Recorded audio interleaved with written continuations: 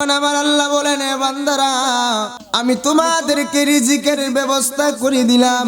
আমি তোমাদেরকে ধন দৌলত দিব, সম্পদ দিব, টাকা দিব, স্বর্ণ দিব, ধন সম্পদ অট্টালিকা আমি তোমাদেরকে দিয়ে দিব।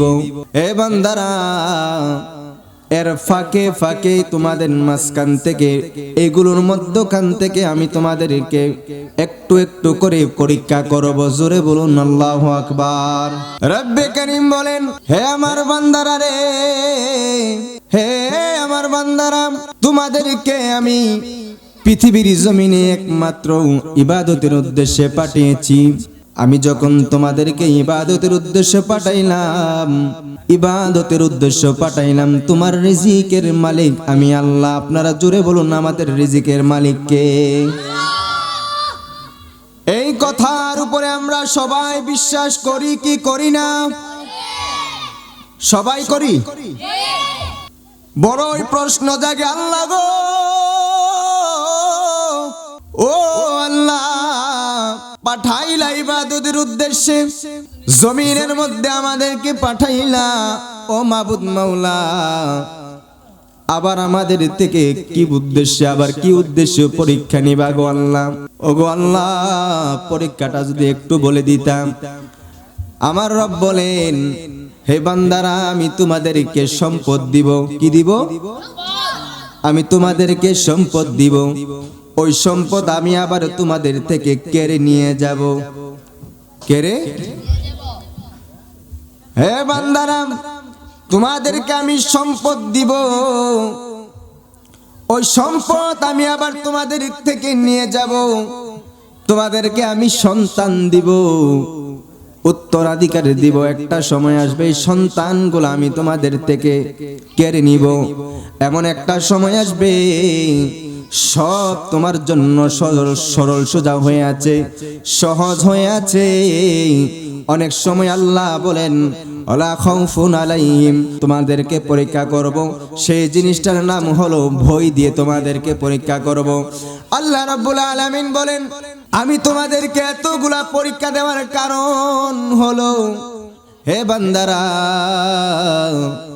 এতগুলো পরীক্ষা দেওয়ার পরেও আমি তোমাদেরকে আবার ঘোষণা করে দিলাম, যখন তোমাদের উপরে পরীক্ষা আসবে, যখন সন্তানগুলো আমি নিয়ে যাব, সম্পদগুলো আমি যখন নিয়ে যাব, তোমাদের ধন দৌলত যখন আমি তোমাদের থেকে নিয়ে যাব, আমি আল্লাহ তোমাদের থেকে ওই সময় একটা জিনিস দেখব।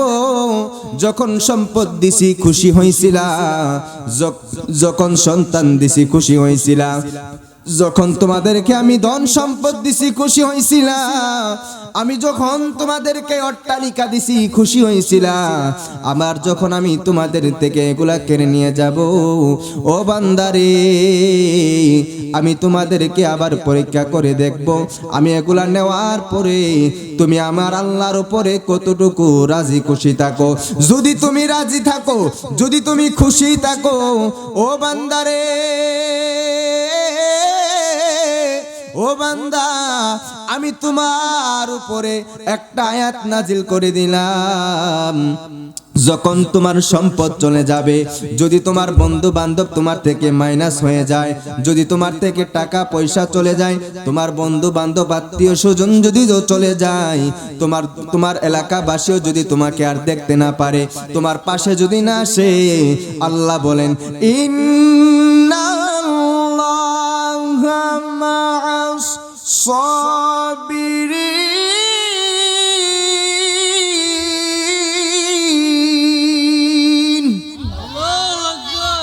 আল্লাহ রাব্বুল আলামিন বলেন, তোমার মাও যদি চলে যায়, তোমার সন্তান যদি তোমার ধন দৌলত যাওয়ার পরে চলে যায়, তোমার এলাকাবাসীও যদি তোমার ধন দৌলত না থাকলে চলে যায়, ও বান্দা, আমি একটা ঘোষণা দিয়ে দিলাম রে বান্দা, ও বান্দা, আমি একমাত্র আল্লাহ তোমার সাথে আছি। আরো জোরে বলুন সুবহানাল্লাহ। এই পৃথিবীতে যদি আল্লাহর সাথে থাকে, আর কেউ থাকুক বা না থাকুক, কিছু করার আছে? করার আছে? কারণ যিনি আমাদেরকে সৃষ্টি করেছেন তিনি কে?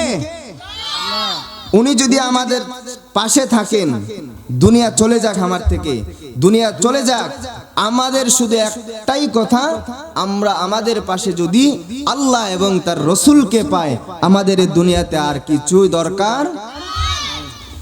যেমন ইতিহাসের পাতায় একটা গঠন আছে রে বাবা, ওই ঘটনাটা হলো আল্লাহ তাআলা আল্লাহর কিছু প্রিয় বান্দাদেরকে এরকম ধন দৌলত দিয়া, টাকা পয়সা দিয়া, সন্তানদেরকে নিয়া, সন্তানদেরকে দিয়া খুব সুন্দরভাবে সব পৃথিবীর মধ্যে সুন্দরভাবে তার বাসস্থান তৈরি করছে। আবার কিছুদিন পরে দেখা যায় তার মধ্য থেকে তার সন্তানগুলা চলে গেছে, তার মধ্য থেকে তার সম্পদগুলা চলে গেছে। হযরত আইয়ুব আলাইহিস সালাতু ওয়াস সালাম পৃথিবীর ইতিহাসের মধ্যে যদি আপনি দেখতে যান, আপনি যদি একটু খেয়াল করেন রে বাবা, পৃথিবীর ইতিহাসের মধ্যে যত কিতাব আছে, কিতাবের ইতিহাসের মধ্যে আল্লাহ রাব্বুল আলামিন সবচাইতে ধৈর্যের পরীক্ষা করছে একমাত্র আইয়ুব আলাইহিস সালাতু ওয়াস সালামের উপর বেশি। কথা বলেন ঠিক কিনা? আইয়ুব আলাইহিস সালাতু ওয়াস সালামের উপরে রব্বে কারীম উনাকে একটা সময়, এমন একটা সময় গেছে, উনি স্বর্ণের তক্তের উপর বসে থাকতেন। স্বর্ণের তক্তের উপর বসে উনাকে এত সাম্রাজ্য আল্লাহ রব্বে কারীম উনাকে দান করেছেন, সন্তানাদি ওনাকে সব দিক দিয়ে আল্লাহ ভরপূর্ণ করে দিয়েছেন। বড় করে বলুন সুবহানাল্লাহ। তো যখন উনার হাদিসের মধ্যে আছে, হযরত আবু হুরায়রা রাদিয়াল্লাহু তাআলা আনহু থেকে বর্ণিত, উনি বর্ণনা করেন যে রাসূল সাল্লাল্লাহু আলাইহি ওয়াসাল্লাম ইরশাদ করেন যে আইয়ুব আলাইহিস সালাতু ওয়াস সালামের উপরে, পৃথিবীর মধ্যে আল্লাহ তাআলা নবী আইয়ুব আলাইহিস সালামের উপরে সবচাইতে বেশি ধৈর্যের পরীক্ষা নিয়েছেন। ওনার এমন সম্পদ ছিল, কিছু কিছু কিতাবের মধ্যে আছে যে ওনার গরু, ছাগল, মহিষ, উট, ভেড়া এরকম প্রজাতির মধ্যে 40,000 গরু, ছাগল, উট, ভেড়া ছিলেন। বড় করে বলুন সুবহানাল্লাহ। এই 40,000-এর মধ্যে যে হাল চাষ করার জন্য যে সারগুলা ছিল, ওই সারগুলা এক এক জোড়ার জন্য, শুধু একটা জোড়ার জন্য আমাদের সমাজে যদি কেউ 20টা অথবা 25টা যদি গরু কেউ পালন করে, তাহলে এই 20টা বা 5টার জন্য বা 10টার জন্য একটা রাখাল নির্ধারণ করে, ঠিক কিনা? কিন্তু আইয়ুব আলাইহিস সালাতু ওয়াস সালামের ওনার নীতিটা ছিল ভিন্ন। ওনার কাছে যতগুলো সার ছিল, ওই সারগুলোর জন্য মানে 2টাকে এক জোড়ার জন্য একটা রাখাল নিযুক্ত করেছিলেন, ওই রাখালদের স্ত্রী, সন্তান, ওনাদের ভরণ পোষণ সহ আইয়ুব আলাইহিস সালাতু ওয়াস সালাম বহন করতেন। বড় করে বলুন সুবহানাল্লাহ। আমরা যদি খেয়াল করতে যাই, আইয়ুব আলাইহিস সালাতু ওয়াস সালামের জীবনী থেকে আমরা কয়েকটা দিক শিক্ষা নিতে পারবো। একটা হলো বিপদের মধ্যে কিভাবে আল্লাহ রাব্বুল আলামিনের উপরে ধৈর্য ধরা যায়। যখন আমার থেকে সব চলে যাওয়ার পর আল্লাহ রাব্বুল আলামিনের উপরে আস্থা রেখে কিভাবে ইবাদত করতে হয়। আরেকটা দিক, আইয়ুব আলাইহিস সালাতু ওয়াস সালামের জীবন থেকে আরেকটা দিক শিক্ষা করা যায়, সেটা হলো মা বোনদের। যদি ওনার জীবনী পড়ে, যদি ইখলাস নিয়ে, মনে মহাব্বত নিয়ে যদি কেউ আইয়ুব আলাইহিস সালাতু ওয়াস সালামের জীবনী যদি কেউ পড়ে, তাহলে সে অজর নয়নে কাঁদতে থাকবে। ওনার জীবনী থেকে মা বোনের একটা শিক্ষা নিতে পারে যে একজন স্বামীর বিপদে আপদে তার সম্পদ থাকাকালীন যেভাবে ছিলেন এবং সম্পদ চলে যাওয়ার পর কিভাবে থাকতে হয়, যদি তার সে নিঃস্ব হয়ে যায়, ওই সময় একজন স্বামীর সাথে একজন স্ত্রী হিসাবে কিভাবে তার স্বামীর সঙ্গ দিতে হয়, ওই জীবনীটা, ওই শিক্ষাটা আইয়ুব আলাইহিস সালাতু ওয়াস সালামের স্ত্রী কোন কোন কিতাবের মধ্যে আছে ওনার নাম রাহমা, আবার কেউ বলেছেন রহিমা, আবার কেউ বলেছেন লাইয়া। এই ওনার থেকে সকল গোটা জগতের নারী সমাজরা যারা রয়েছেন সকলে ওনার স্ত্রী থেকে এই শিক্ষাটা নিতে পারবে যে বিপদের সময়, কষ্টের সময় স্বামীর পাশে কিভাবে থাকতে হয়। গভীর মনোযোগ ভাইয়েরা রে আমার,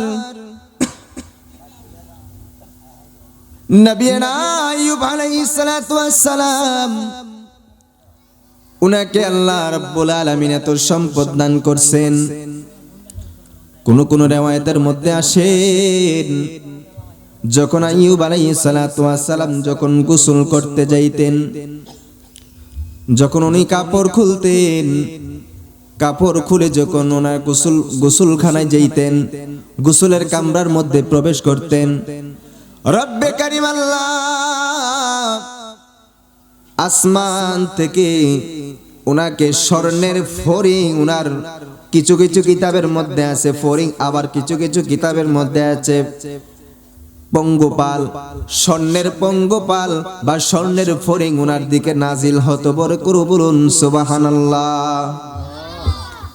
রব্বে করিম স্বর্ণের ফড়িং পাঠাইতো, ওই স্বর্ণের ফড়িং গুলা উনি নিয়ে নিতেন। এত ধনী ছিলেন উনি, এত সাম্রাজ্যের মালিক ছিলেন। আইয়ুব আলাইহিস সালাতু ওয়াস সালামের আশেপাশে যতগুলা সম্পদ রয়েছে, এই সম্পদের মধ্যে জমির মধ্যে বেশিরভাগ সম্পদে ছিল ওনার। এই সম্পদের মধ্যে উনি চাষ করে খাইতেন। একদিন শয়তান আল্লাহর কাছে গিয়ে বলেন, আল্লাহ, ওগো আল্লাহ, আপনার আইয়ুব তো আপনার আইয়ুবকে যে এতগুলা ধন সম্পদ দিছেন, এতগুলা মহিষ দিছেন, এতগুলা উট দিছেন, আপনার আইয়ুব এই জন্য আপনার ইবাদত করে, না হলে আপনার ইবাদত করতো না। আবার কিছু রিওয়ায়াতের মধ্যে আছেন ফেরেশতারা বলে, আল্লাহ, ওগো আল্লাহ, আপনার আইয়ুবকে আপনি এতগুলা সম্পদ দেওয়ার কারণে, আপনার আইয়ুবকে আপনি এত আরামায়েশে রাখার কারণে আপনার ইবাদতে মশগুল থাকেন। শয়তান আল্লাহর কাছে বলেন, আল্লাহ, ওগো আল্লাহ, আপনার আইয়ুবকে যদি আপনি সম্পদ না দিতেন, আপনার আইয়ুব আপনার ইবাদত করতো না গো আল্লাহ। তখন আল্লাহ বলেন, না রে শয়তান, ওরে শয়তান না, আমার আইয়ুব আমার মন পাওয়ার জন্য,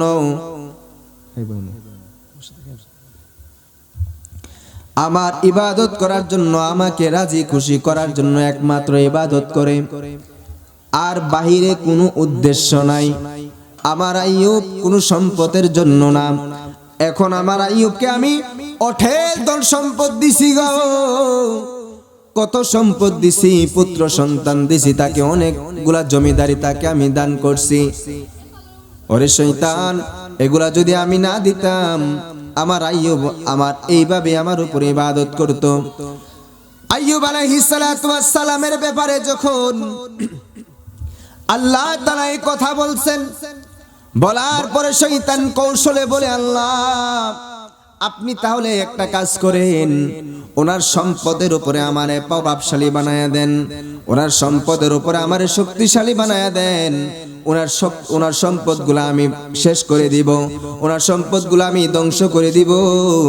এই সম্পদগুলো যখন ধ্বংস করে দিব, আইয়ুব আলাইহিস সালাতু ওয়াস সালাম আপনার ইবাদত থেকে বঞ্চিত হয়ে যাবে, আপনার ইবাদত দেখবেন আর করবে না। আল্লাহ বলেন, এর শয়তান, তুমি হাজার চেষ্টা করতে পারো, কোনো কাজ হবে না। আরে শয়তান কোনো কাজ হবে না, যাও তোমাকে পাওয়ার দিয়ে দিলাম, তোমাকে তার সম্পদের উপরে তোমার প্রভাবশালী আমি করে দিলাম, যাও তুমি ওই শয়তান, যাও তুমি আইয়ুব আলাইহিস সালাতু ওয়াস সালামের আমার নবী আইয়ুবের তুমি ধন সম্পদ নষ্ট করে দাও, দেখবে তারপরেও আইয়ুব নবী আমার ইবাদত করে। সুবহানাল্লাহ। আইয়ুব আলাইহিস সালাতু ওয়াস সালামের ব্যাপারে এই কথা বলার পরে আইয়ুব নবীর সম্পদগুলা শয়তানে, একটা শয়তান বলতেছে, হে শয়তানের লিডার, আমি মুহূর্তের মধ্যে আগুনের গোলা হয়ে যেতে পারবো, আগুনের গোলা হয়ে আমি আইয়ুব নবীর সব কিছু জ্বালায়া পুড়ে ধ্বংস করে দিতে পারবো। তখন শয়তানের লিডার আরেকটা শয়তানকে বলে যাও, সাথে সাথে ওই শয়তান আগুনের গোলা হয়ে সাথে সাথে ওনার সম্পদগুলা জ্বালায়া দিছে, সাথে সাথে ওনার সম্পদগুলাকে পোড়াইয়া দিছে। ওনার সম্পদগুলা পোড়াইয়া সম্পদগুলা বিনষ্ট কইরা আরেকদিন দেখা গেল ওনার সন্তানরা একটা মক্তবের মধ্যে উস্তাদের কাছে পড়তেছে। ওনার সম্পদ যখন শেষ হয়ে গেল, শয়তান রাখালের বেশে আইসা গরু ছাগল উট মহিষকে শয়তান যখন আগুনে পোড়ায় ফেললো, আগুনে পোড়ানোর পরে যখন শয়তান আইসা আইয়ুব আলাইহিস সালাতু ওয়াস সালামকে বলো, হে আইয়ুব, হে আল্লাহর নবী, আপনি এখানে ইবাদত করতেছেন আর ওইদিকে আপনার যত গরু ছাগল মহিষ রয়েছে, ভেড়া রয়েছে, উট রয়েছে, সবগুলা তো আগুনে পুড়ে ছারখার হয়ে গেছে। আইয়ুব আলাইহিস সালাতু ওয়াস সালামকে বলছে, বলার পরে রে ভাই আইয়ুব আলাইহিস সালাতু ওয়াস সালাম একবার আকাশের দিকে চায়, আরেকবার শয়তানের দিকে চায়, শয়তান বেশে রাখালের দিকে চায়, রাখালের দিকে চাইয়া বলে, হে রাখাল, এগুলার সব মালিক তো আমি না রে রাখাল, এগুলা এই ধন সম্পদ যতগুলা দেখছো, যেগুলা পুরানো হয়ে গেছে, যেগুলা পুড়ে গেছে, ও রাখাল, এইগুলার মালিক আমি না, এইগুলা যার, ওইগুলা আল্লাহ রব্বুল আলামিন আমাকে দিয়েছিল কিছুদিনের জন্য, আবার যখন ওনার প্রয়োজন হয়েছে আল্লাহ রব্বুল আলামিন আমার থেকে সম্পদগুলা নিয়ে নিয়েছে। এই কথা বলে আইয়ুব আলাইহিস সালাতু ওয়াস সালাম আবার সাথে সাথে সিজদায় পড়ে গেছে। জোরে বলুন আল্লাহু আকবার। এই কথা বলেও শয়তান আইয়ুব আলাইহিস সালাতু ওয়াস সালামকে কাবু করতে পারে নাই। এ ভাই, আইয়ুব আলাইহিস সালাতু ওয়াস সালামের শয়তান যে আগুনের গোলা হইয়া ওনার ধন সম্পদ গুলা সবগুলাকে পোড়াইয়া দিছে, ওনার ধন সম্পদ গুলা যখন সবগুলা পোড়াইয়া দিছে, আইয়ুব আলাইহিস সালাতু ওয়াস সালাম ধৈর্য হারা হয় নাই। এই কথা থেকে আমরা শিক্ষা গ্রহণ করতে পারবো। একটা শিক্ষা গ্রহণ আমরা করতে পারবো, যখন আমাদের মধ্যে বিভিন্ন সময় যখন আমাদের উপরে বালা মুসিবত আসে, কি আসে না? আসে কি আসে না? বালা মুসিবত আসলে যখন আমাদের মধ্যে আমাদের উপরে বালা মুসিবত আসে রে ভাই, আমরা সাথে সাথে বলে দেই, আল্লাহ কি শুধু আমার এই পাইছে আর কাউরে পাই নাই? বলি না?